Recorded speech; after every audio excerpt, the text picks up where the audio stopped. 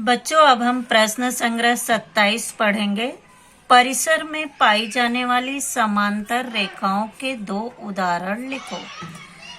परिसर यानी जहाँ पर हम रहते हैं, आसपास के वातावरण में, यानी जैसे तुम विद्यालय से स्कूल घर जाते हो, घर से विद्यालय आते हो, गार्डन घूमने के लिए जाते हो, तो आते जाते रास्ते में तुम्हें ऐसी कौन सी वस्तुएं दिखाई देती हैं जो समांतर रेखा में हम उसे उदाहरण उसका ले सकते हैं। जैसे हम अपने घर में ही देखें, खिड़की की छड़ें कैसी होती हैं? समांतर होती हैं। यानी इनको हम जितना आगे बढ़ाएंगे ये बढ़ा सकते हैं, पर ये एक दूसरे को काटती नहीं है। दूसरा है सीढ़ी के डंडे। सीढ़ी पर चढ़ते हो तुम लोग, सीढ़ी पर चढ़ते समय डंडे का उपयोग करते हैं, तो ये सीढ़ी के डंडे भी समांतर रेखा के उदाहरण है।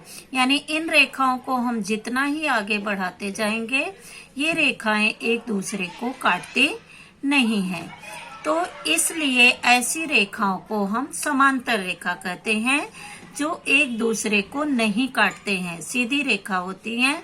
ऐसी रेखाओं को हम समांतर रेखा कहते हैं। दूसरा है परिसर में पाई जाने वाली लंब रेखाओं के दो उदाहरण लिखो। लंब रेखा यानी जो समकोण बनाती हैं।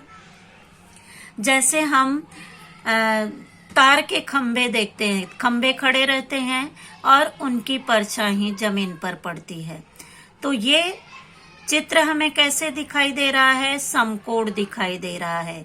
यानी इस खंभे की छाया यहाँ जमीन पर पड़ रही है, यानी समकोण बना रही है। तो ऐसे आकृति को हम लंब रेखा कहते हैं। दूसरा, अपने कॉपी का ही पेज देखो। ये हमारी कॉपी का पृष्ठ है। एक कॉपी का सीधी लंबी रेखा है और एक आड़ी रेखा है। तो ये सीधी रेखा और आड़ी रेखा लंब रेखा यहाँ पर बना रही हैं। तो उसी तरह से हमने यहाँ पे कॉपी के पृष्ठ का उदाहरण लिया है। तो ये कॉपी का पृष्ठ भी यहाँ पर ये वाला भाग है और ये आड़ी रेखा है, ये सीधी रेखा है। यानी ये रेखाएं लंब रेखा बना रही हैं, समकोण बना रही हैं। तो ऐसी रेखाओं को हम लंब रेखा कहते हैं। तीसरा प्रश्न है, नीचे दी गई आकृतियां देखो, यह निर्धारित करो और नीचे बने चौखटों में लिखो कि प्रत्येक आकृति में दी गई रेखाएं परस्पर समांतर हैं अथवा लंब है। समांतर यानी अभी हमने समांतर रेखा का भी उदाहरण देखा और लंब रेखा का भी उदाहरण देखा। तो दोनों से संबंधित यहाँ पर चित्र दिए गए हैं और उन आकृतियों को देखकर हमें यह बताना है कि यह आकृतियां समांतर रेखा है या लंब रेखा है। तो दो आकृति हमें उदाहरण के लिए हल करके दिया गया है।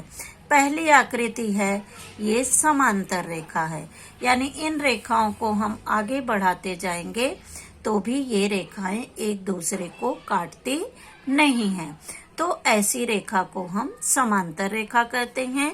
लंब रेखा का भी उदाहरण हमने देखा, खंबे का उदाहरण, अपने पृष्ठ के पेज का उदाहरण। तो उसी तरह से ये लंब रेखा का उदाहरण है और ऐसी आकृति को हम लंब रेखाएं कहते हैं। तीसरी आकृति समांतर रेखा, यानी इस आकृति को अगर हम ऊपर से आगे बढ़ाएं या नीचे से आगे बढ़ाएं तो भी ये रेखाएं एक दूसरे को काटती नहीं हैं। तो ऐसी रेखाओं को हम समांतर रेखाएं कहते हैं।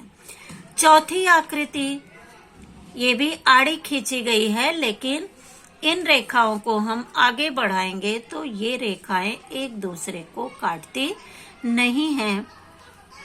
तो ऐसी रेखाओं को हम समांतर रेखा कहते हैं। यहाँ नीचे आकृति के नीचे हम समांतर रेखा लिखेंगे।